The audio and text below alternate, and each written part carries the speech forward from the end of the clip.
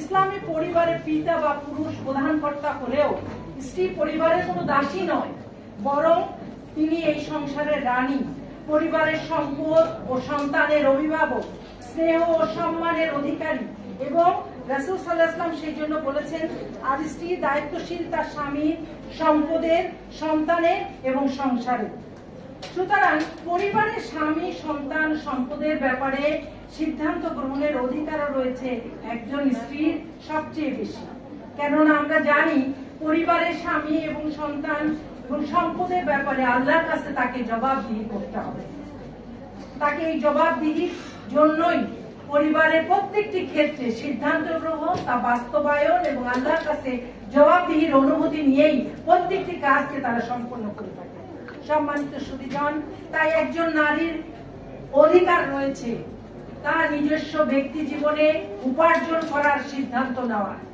একজন নারীর এই অধিকার রয়েছে সিদ্ধান্ত নেওয়ার, ব্যক্তিগত সম্পদ স্বাধীনভাবে ভোগ বা ব্যবহার করা।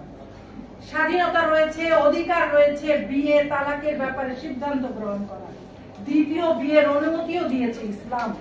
সেক্ষেত্রে নারী তার সিদ্ধান্ত গ্রহণ করতে পারে। যদি স্বামী অক্ষম হয়, অত্যাচারী হয়, চরিত্রহীন হয়, তবে এ ব্যাপারে বিবাহ বিচ্ছেদের অধিকারও আল্লাহ সুবহানাহু ওয়া তাআলা একজন নারীকে দিয়েছেন। সেই সিদ্ধান্ত সে নিতে পারবে।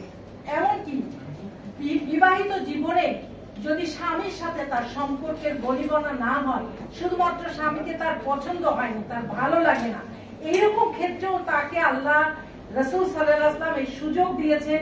সে তার এই ভালো লাগাটাকে, ভালো না লাগাটাকে প্রকাশ করতে পারবে, বলতে পারবে।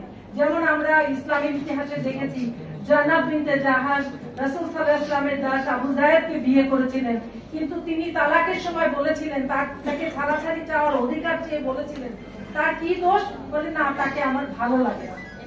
সুবহানাল্লাহ।